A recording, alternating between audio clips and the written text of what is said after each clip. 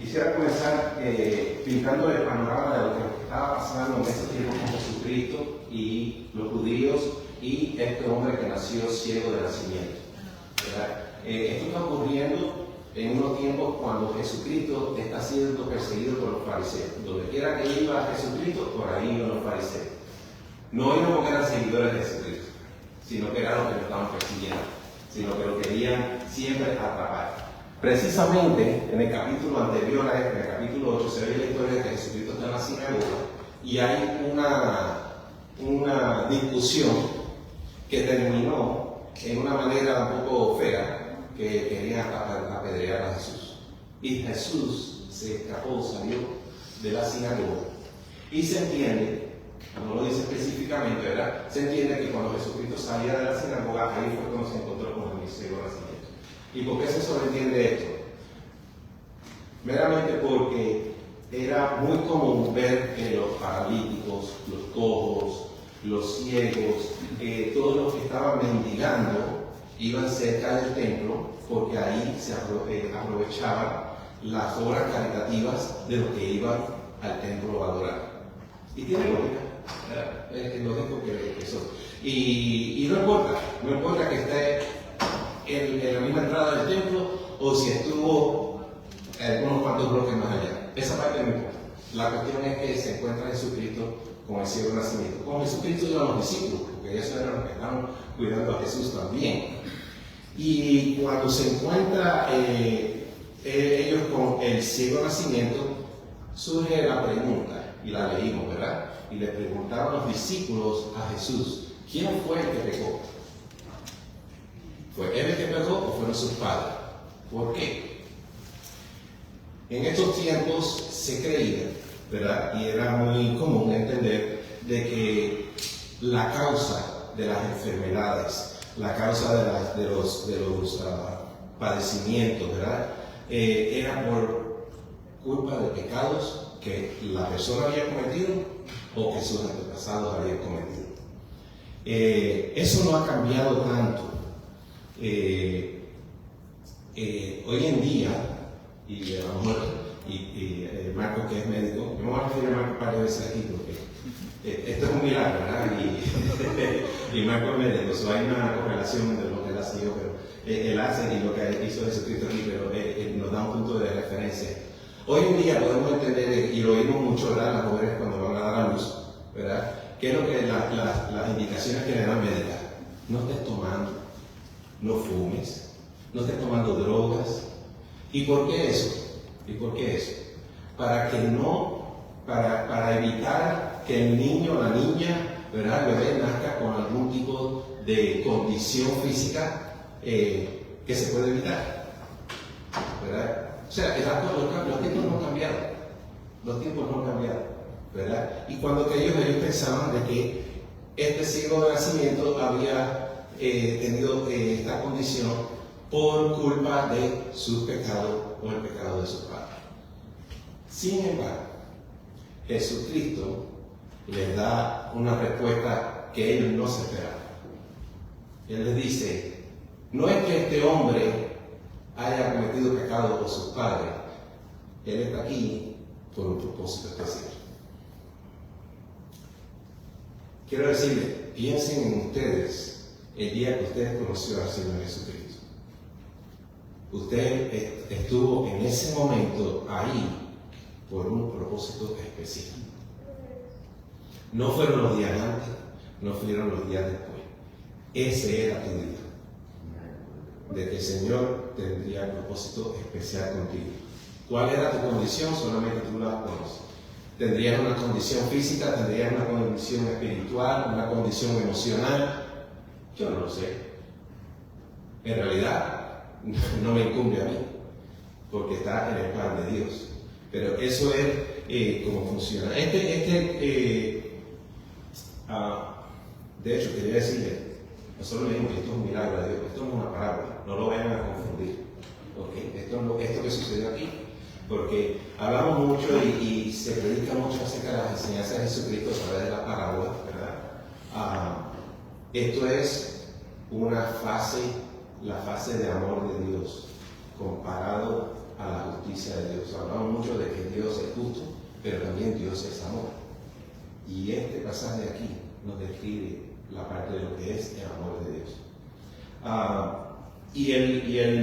Si ustedes lo leen detenidamente, hay tres partes en esta historia. Primero, el milagro, los primeros 12 versículos. Cómo sucedió el milagro. Segundo, la interrogación, la parte más larga, lo que leyó del 13 hasta el 34, que fue lo que leyó Melissa, es la interrogación. Lo puse yo la interrogación porque es donde empieza todo el mundo a preguntar ¿qué pasó aquí? ¿Cómo pasó esto? ¿Verdad? Esto es un milagro, pero no lo quisieron decir milagro, ¿verdad? Y a lo último, lo que no leímos, que es la verdadera visión y la verdadera ceguera. Y eso vamos a tocar muy brevemente. Voy a tratar de ser lo más breve posible. ¿Qué quiere que sepa? ¿Qué quiere Dios que sepamos? Que Cristo vino a este mundo a enseñarnos cómo nosotros deberíamos de comportarnos para cumplir los mandamientos de Dios y a la misma vez cumplir también con su ley. Porque aquí parece que había una confusión de cómo aplicar la ley al diario vivir del pueblo. Y voy a vincular esta historia con la enseñanza de Jesús en Mateo 22, cuando él habla acerca de los nuevos mandamientos, ¿verdad? En Mateo 22, de 37 al 40, Jesús nos dice: amarás al Señor tu Dios con todo tu corazón, con toda tu alma y con toda tu mente. Este es el primero y grande mandamiento. El segundo es semejante. Amarás ¿a quién? A tu prójimo como a ti mismo. Y en Juan 13, él dice algo muy parecido. Luego viene a recalcar lo siguiente. Dice: un mandamiento nuevo os doy, que os améis unos a otros, como yo os he amado, y también os améis unos a otros. En esto conocerán todos que sois mis discípulos, si tuvieres amor los unos por los otros. ¿Y por qué traigo a colación esto? Porque aquí en esta historia, en este milagro, vemos cómo Dios impartió, y como dijo Jesucristo, gracia y amor sobre ese ciego nacimiento en una manera palpable y pública, para que todo el mundo viera de qué se trataba la relación del hombre con Dios, ¿verdad? De qué de veras se trataba la relación. ¿Qué quiere Dios que nosotros sintamos? Él quiere que nosotros sintamos eso mismo, el amor por Él. Y ahora dice: cuando yo amo a Dios, bueno, como tú lo demuestras. Y por eso es la segunda parte de ese mandamiento que dio Jesucristo en Mateo, ¿verdad? Amen a su prójimo. Cuando tú amas a tu prójimo, tú estás amando a Dios. Y si haces de eso un hábito, lo más seguro que tu diario vivir va a ser constantemente agradando a Dios. Porque en tu diario vivir te vas a estar cruzando con tu esposa, tus hijos, tu vecino, tu compañero de trabajo, tu familia, y esos son tus prójimos, tus enemigos. Vamos a llegar a los primeros 2 versículos, Jesucristo habla acerca de definir el por qué el ciego estaba ahí, cuál es el propósito. En los segundos 2 versículos, ¿no? de 3 a 5, explica su condición, ¿no? Por qué él estaba ahí. Y del 6 al 12 habla, se culmina el milagro de Dios. ¿Qué hizo Jesús? Bueno, como leímos ahí, Jesús escupió en la tierra, hizo lodo, se montó los ojos, lo mandó al estanque de Siloé, que traducido es enviado, y allí el hombre se lavó y recibió la vista y regresó. Y regresó viendo, y ahí nos habló El rey Eliseo viendo y testificando lo que había pasado. Ok, ahora le voy a hacer una pregunta. Supongamos que usted, vamos a decir Ricky, perdón, okay. Ricky le cayó una pajita en los ojos.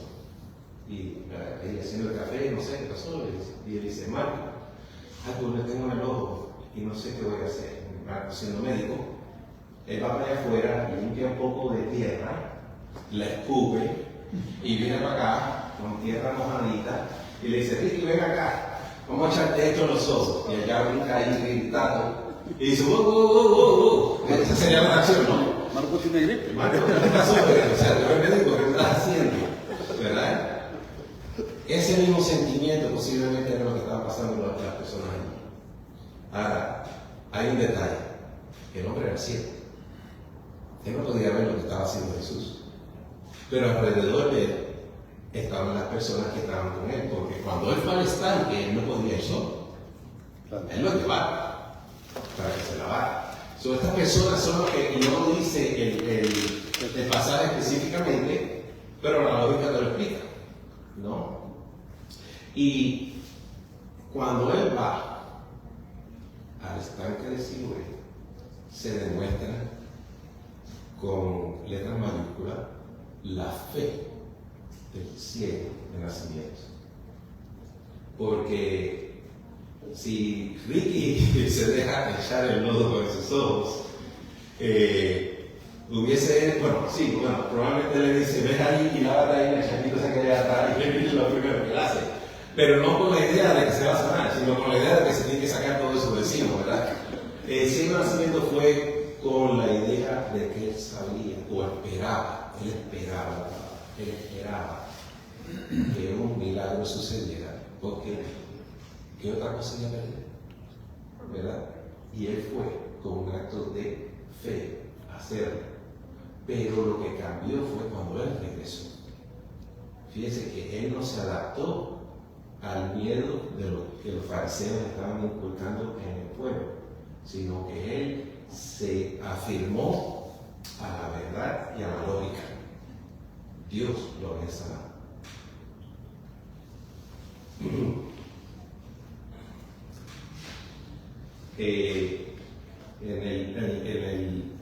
En esos tiempos los ancianos eran los que pasaban juicio y vamos a brincar a la segunda parte. Ya pasó el milagro y en la segunda parte ahora viene la interrogación, ¿verdad? Y empieza todo el mundo a preguntarse, ¿cómo te sanaste? Y él le dice, el hombre llamado Jesús me puso lodo, me lavé y recuperé la vida. Y otros empezaron a preguntar, ¿cómo es eso? Pero eso es algo de raro, que le preguntan al padre. Y el padre le dice, bueno, sí, ese es mi hijo. Y sí, él nació ciego, sí, ese es él. ¿Quién lo sanó? Yo no sé. Pregúntenme a él qué me da. Ahora, ¿ustedes saben por qué los padres hicieron eso?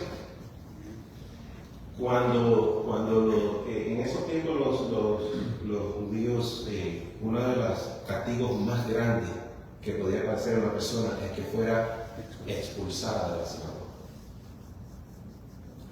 Y ahí ellos se echaron, los padres, se echaron para atrás y se preguntan a él, porque ellos no se iban a exponer a esa situación, ¿verdad? Y estaban los fariseos por el área, y los vecinos, cuando vieron que todo esto estaba pasando y ellos lo conocían, y decían, bueno, que está pasando otro raro, llamaron a los fariseos. Y los fariseos en esos tiempos, como 70 años después de Jesucristo, estaba cambiando la cuestión de que los ancianos eran los que estaban pasando juicio sobre las cuestiones, pero eso ya estaba transicionando hacia los fariseos. Ya los fariseos se estaban apoderando de esa función y se lo llevaron a los fariseos. Y obviamente los fariseos eran los fanáticos número uno de Jesucristo, ¿verdad? Querían toda la oportunidad de colgarlo. Y aquí se aprovecharon. Y ahí estaban todos los que sabían y los que no sabían. Estaban los que decían, este es un pecador porque hizo una obra durante el día de reposo, y estaban los otros que decían, pero ven acá, ¿cómo es posible que el pecador pueda hacer un milagro? Y había confusión por todo eso. Y el otro que sabía era aquí, El ciego. El ciego fue que vio, el ciego fue que tuvo la fe, y de ese momento en adelante, él veía todo, no solamente lo físico, sino el propósito que había con su vida en la relación con la que él había nacido. Al punto de que en el versículo 16 que dice, cuando decían, este hombre no procede de Dios porque no guarda el día de reposo, y otros, y se puede pensar que es otros de los mismos fariseos, porque quiero que entiendan que los fariseos tenían no estaban unidos, en esos tiempos no estaban tan unidos como se piensa. Había un poquito de división entre ellos, y otros decían, ¿cómo puede un hombre pecador hacer estas cosas, estas señales? Y había disensión entre ellos. Entre ellos había disensión.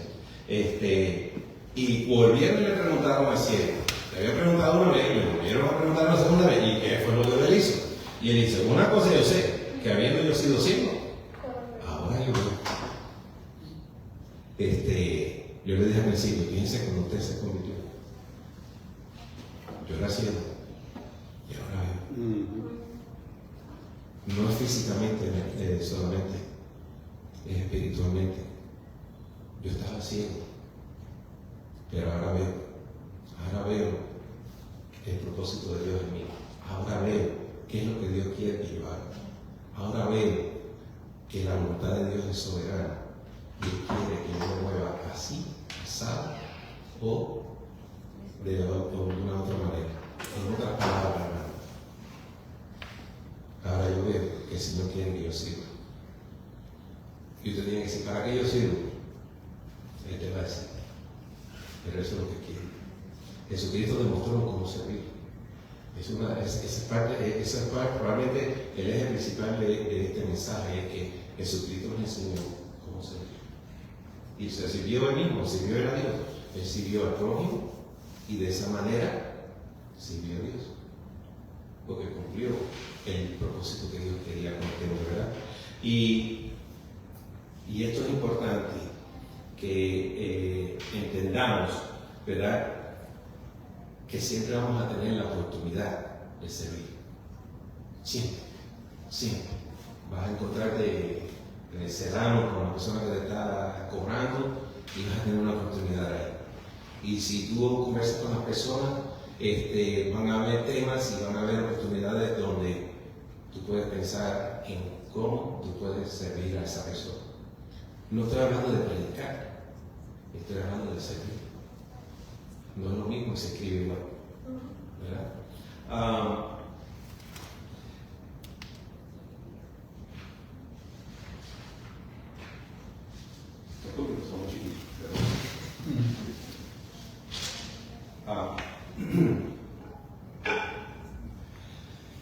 Ahora ustedes se preguntarán, ¿cuál fue la ley que violó Jesús? ¿Te han preguntado eso? ¿Qué fue lo que violó Jesús? Jesús había escupido en la tierra y solo dos salió y se lo todos los ojos. Ustedes se preguntarán, ¿y qué es eso? Eso es trabajar en el día de reposo. Bueno, habían 39 leyes escritas, 39 clases de trabajo que estaban prohibidos bajo la ley, supuestamente, prohibido en el día de reposo. 39. Pero ¿qué pasa? En esos tiempos los fariseos mismos no estaban muy de acuerdo, como mencioné, en la definición de cada trabajo precisamente.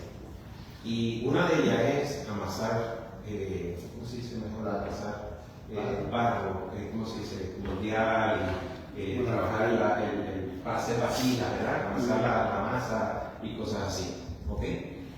Fíjense a dónde llegaron los fariseos, que de amasar barro, que comúnmente se conocía como el trabajo que se hace para crear vasijas como alfarero, llevaron esa ley a aplicársela a Jesús, como que estaba, que lo que hizo fue luego levantarse en los ojos con el propósito de sanar al ciego con un acto de fe. A eso fue que llegaron los fariseos. ¿Ok? ¿Qué tiene que ver una cosa con la otra? Yo no sé hoy en día. Pero si quieren saber cuál fue la violación de la ley que él violó, fue esa, ¿verdad? Supuestamente, ¿verdad? Ahora, hoy en día las cosas no cambian. Hoy en día no es distinto. Yo no sé cómo trabaja en el mundo de la medicina. Yo sí puedo hablarles acerca del mundo que yo he desarrollado en mi carrera, que es de ingeniero. Y Alejandrito y Ricky somos ingenieros aquí que están tomando las riendas del futuro, ¿no? Y ellos sí, bueno, Alejandro está estudiando, pero ya Ricky es ingeniero y él sí puede hablar por esto. En el mundo de la ingeniería, nosotros tenemos unos códigos, vamos a decirle la ley, por la cual nosotros diseñamos. Y esos códigos están establecidos por leyes físicas, por la ciencia y, por ejemplo, en el mundo de la estructura, que ese es mi mundo. Pues cuando vamos a diseñar el tamaño de la varilla, las cabillas que le ponen a concreto, pues con leyes de cómo se comporta el refuerzo y cómo se comporta el concreto. Y basado en esos estudios se desarrollan fórmulas y esas fórmulas llegan a un código de diseño. Ese código tiene una intención y es de cubrir casi todos los casos que uno puede enfrentar durante la carrera de diseño o durante el mundo de la construcción. No sé si es así parecido en la medicina, pero así es como trabajamos nosotros. Y digo yo, para cumplir casi todos los casos que podemos confrontar. Y nosotros decimos, cubre casi del 90 al 95% de los casos que podemos enfrentar en nuestro diario vivir. Pero siempre queda un 5.000% de casos que son únicos, que son especiales, que hay que darle, como decimos en Puerto Rico, hay que darle coco, hay que darle cráneo y pensamiento de cualquier ley física en el capítulo. ¿Y qué pasa? Como ingeniero, yo preparo mis planos. No, si yo hago un plano para una casa, lo llevo al departamento de construcción y diseño, el building plan. Y allá hay otro ingeniero chequeando todos los planos que entran a diseñar. Y ese es el trabajo de este ingeniero, es coger ese plano que yo llevé, ponerlo aquí, y coger el código de diseño, ponerlo aquí, y empezar a comparar. Esto aplica, esto no aplica, sí, ¿Qué pasa? Existen los ingenieros que dicen, el código dice esto, y esto no es esto es esta. Y ahora me toca a mí como ingeniero explicarle, bueno, la razón que esto es esta y no cumple con esto es porque el código de diseño tiene la intención de cubrir esto. Pero, o sea, esta no es igual, es distinto, hay que explicar, hay que interpretar.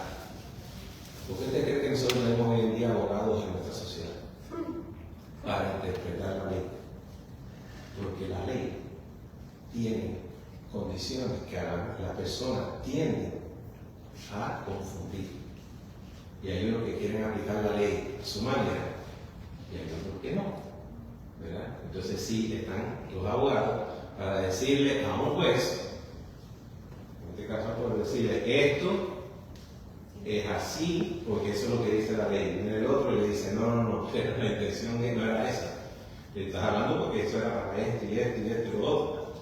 Esto que está escrito se aplica por estas otras razones. ¿Me explico, hermano?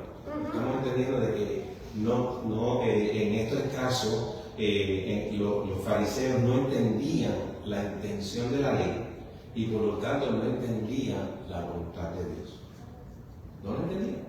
Ese era el dilema que tenía Jesús con los fariseos, o los fariseos con Jesús. Y sin embargo, el ciego de nacimiento, él vio y él entendió. Él vio físicamente, pero él vio espiritualmente también. Y él entendió fácilmente, porque él lo experimentó. Él le dio la oportunidad, y él lo entendió y lo experimentó. En el versículo 30, él lo expresa, y él dice, pues esto es lo maravilloso. Déjame decir unos cuantos veces en el 29 dice, nosotros sabemos que Dios ha hablado a Moisés, pero respecto a este siendo Jesús, ¿verdad? No sabemos de dónde sea. De dónde sea, yo no sé de dónde es. Nosotros nada más que conocemos a Moisés. Y este hombre, sinceramente y plenamente, y con su español magnífico, o italiano, le dice, pues esto es lo maravilloso, que vosotros no sepáis de dónde sea, y a mí me abrió los ojos. Se la puso en China, se la puso bien difícil, y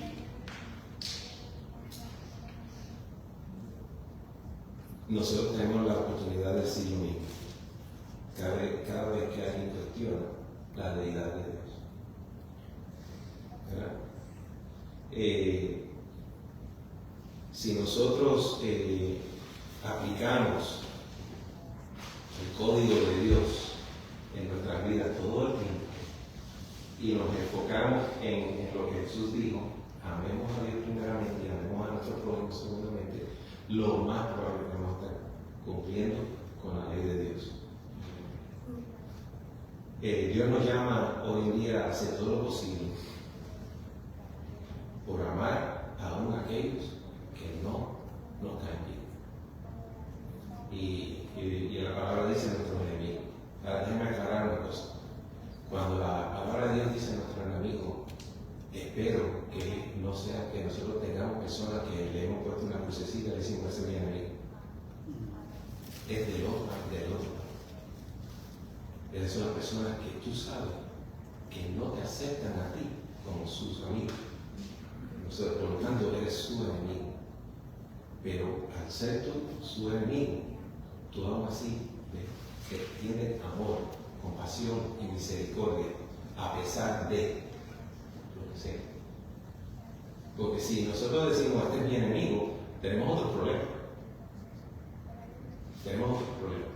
¿Verdad?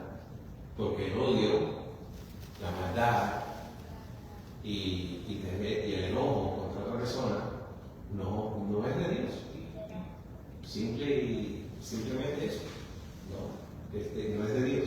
Pero Dios nos llama a cumplir nuestro deber y Dios se encarga de lo demás. Si usted tiene un dilema en hacer algo en una circunstancia y no sabe qué hacer, y esto se ha dicho tantas veces, what would Jesus do? Bueno, los brazaletes, el WWE, what would Jesus do? ¿Qué haría Jesús? Pero aún así, si todavía tienes dudas y estás actuando, la otra pregunta a hacerse es, ¿estoy agradando a Dios haciendo lo que estoy haciendo o lo que no estoy haciendo? ¿Estoy agradando a Dios haciendo lo que estoy haciendo o lo que no estoy haciendo? Porque posiblemente nos encontremos en un dilema y no sabemos qué hacer. Y honestamente, la carne nos dice, trata de resolver el problema tú. Y empezamos a pensar nosotros mismos qué voy a hacer. Y ahí está el Espíritu Santo al lado tuyo esperando y diciendo, ¿cuándo será que mirará para acá para yo decirle, esto es fácil, que voy acá, te voy a dar la señal, te voy a decir lo que es?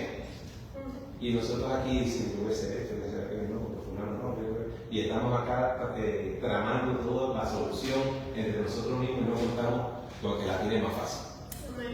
Amar, hermanos, es mucho más fácil que odiar. Mucho más fácil. Lo que pasa es que tenemos miedo de aplicarlo. Tenemos miedo de que nos vean y nos enjuicien. Y que otra persona dice, ese es un flojo. Mira, se rinde todo lo que hace. No. El amar es mucho más fácil. Y tu vida se extiende cuando tú extiendes el amor. tú duermes más tranquilo. El que tiene un odio, el que está siempre pensando, los fariseos, pensando en cómo tratar de buscarle la quinta pata al gato, ese está hasta durmiendo, pensando, y no duerme bien. Sin embargo, el que ama y que ama a su prójimo incondicionalmente, la pasa divina y bien. En la tercera parte, y voy a hacer breve con esta parte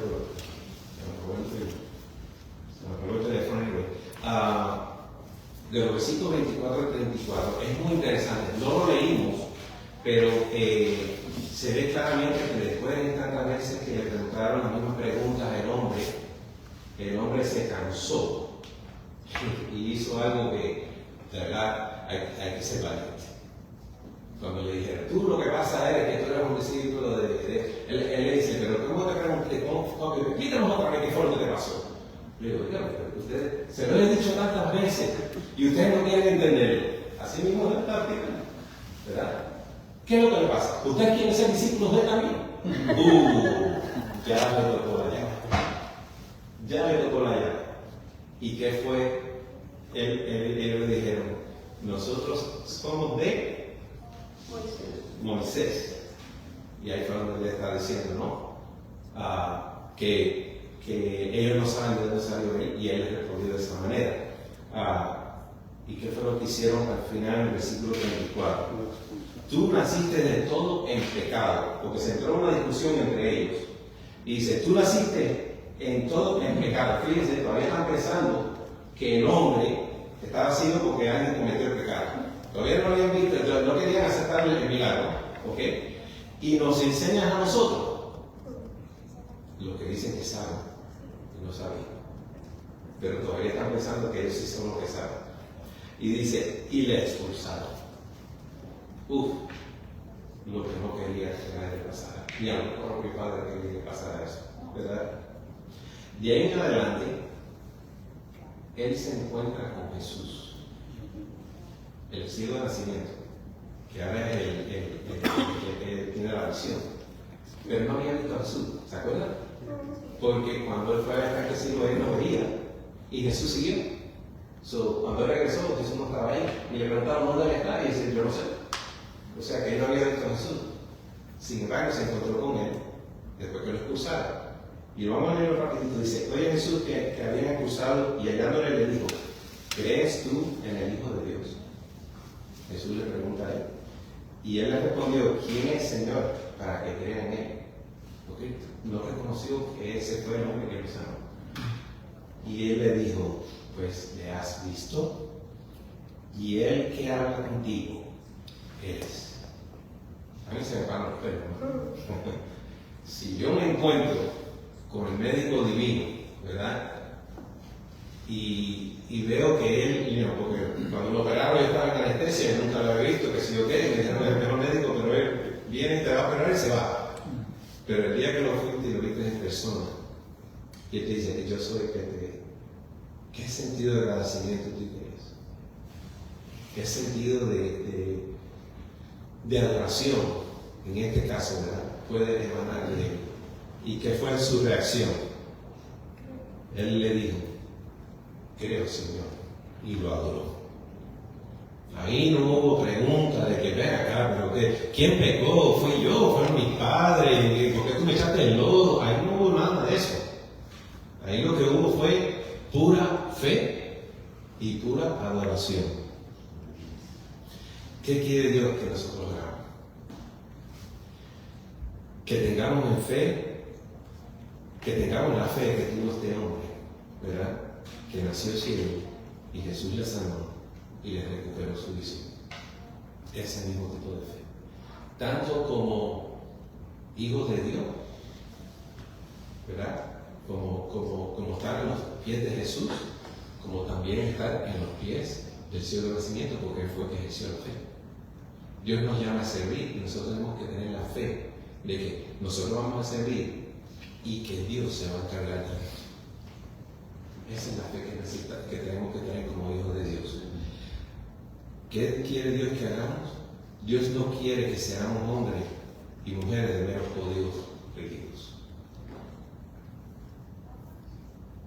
Él dice que lo amemos a Él primero, y esto se demuestra la mayoría de las veces cuando amamos al prójimo, simplemente porque Dios nos lo pide. Ama a tu prójimo simplemente porque Dios te lo pide. Hay un dicho que dice, haz el bien y no mires a ti. Debemos hacer una anécdota. Y dejemos que Dios nos moldee en sus manos y dependamos de Él. ¿Qué quiere que Dios que hagamos? A lo mejor nosotros no estemos ciegos, pero puede que sea que necesitamos espejuelos para poder ver mejor.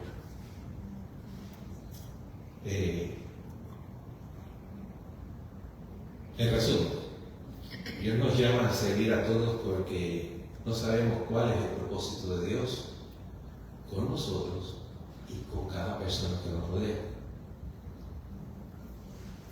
Y preguntémonos, ¿qué sería de mí si yo no hubiera conocido a Dios? Porque si el que está a tu lado no conoce a Dios y no le damos la oportunidad, esa es la pregunta que tendríamos que hacer. ¿Qué sería de mí si no hubiese Dios darme la oportunidad de conocerlo? ¿Verdad? Tenemos esa oportunidad. La anécdota que quería hacer, y con esto voy a terminar, yo trabajaba en Coronavirus y todas las mañanas yo salía a una esquina con un compañero de trabajo y íbamos a tomar café con pastelitos de guayaba, bien rico, bien caballitos de acero y todo dulce, pura azúcar, ¿verdad? Y había siempre un mendigo en el costado de la acera. Y yo lo veía toda la mañana y seguía, de pensar de que, bueno, este hombre como empieza otra vez, lo usa para droga, lo usa para bebida, sino que esto es todo. Y un día yo caminando, pues no sé, el Señor me puso este sentido. Si tú deberías de tener compasión y sentido. Y bueno, cuando llegamos a la cafetería, pues yo ordené mi café, ordené mi pastelito, y yo le dije, dame otro café y dame otro pastelito. Y me lo voy a poner y se lo llevé al mendigo. Se lo dejé ahí, porque me trabajo me estaba viendo.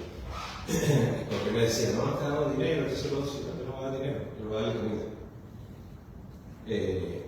Entonces le dimos un pastelito de hueva, café, y seguimos caminando. Cuando estoy entrando al edificio, noté que el mendigo había cogido el café y lo había tirado con el pastelito de hueva hacia en manera disgustada. Lo tiró para como un jardín que había detrás de él y lo echó de él. Y me dice mi compañero de trabajo, tú ves, por eso no se le puede dar nada. Y yo en ese día yo le dije, yo no lo hice, yo lo hice porque Dios me manda que lo haga. Si él reacciona de esa manera, eso me entrega el líder. Yo cumplí mi deber. Y esto me pasó una vez estando también, Melissa lo conoce, el papá de Pastor Miguel Martí, que también se llama Miguel T. Martí. Bueno, él se llama Miguel Ronaldo, Miguel Mike. Estaba yo en Puerto Rico dando la visita, una vez que fui a Puerto Rico, fui a hacer la visita y fuimos a comer. Y había un mendigo igual. Y yo me dice, yo estoy con el pastor, yo voy a ver qué va a hacer el pastor ahora con este mendigo. Después creo que hizo exactamente lo mismo. Le compró un plato de comida, el pollo tropical, se lo llevó. Este no lo botó, este se lo papió. Se lo papió como por completo. Las circunstancias son distintas en cada persona. Las reacciones van a ser distintas. Pero nuestro deber, Jesús nos enseñó a hacer lo que Dios le dijo que hiciera. A amar al prójimo como a ti mismo. Y de esa manera vas a estar amándome a mí, porque eso es lo que yo quiero. Y haz lo que tienes que hacer. Extiende el servicio al mendigo, el que necesita. Dios se encarga de lo demás. La fe depende de Él. Tu fe ya tú la ejercitas. Y eso es lo que Dios quiere. Hermano, que el Señor los bendiga y Amén. espero que esto no haya redarguido de la misma manera que me lo hizo, ¿cómo se dice? Me redarguió a mí. Y bueno, gracias por la paciencia y espero que podamos aplicar lo que yo aprendí a través de esta lección y lo que ustedes han escuchado.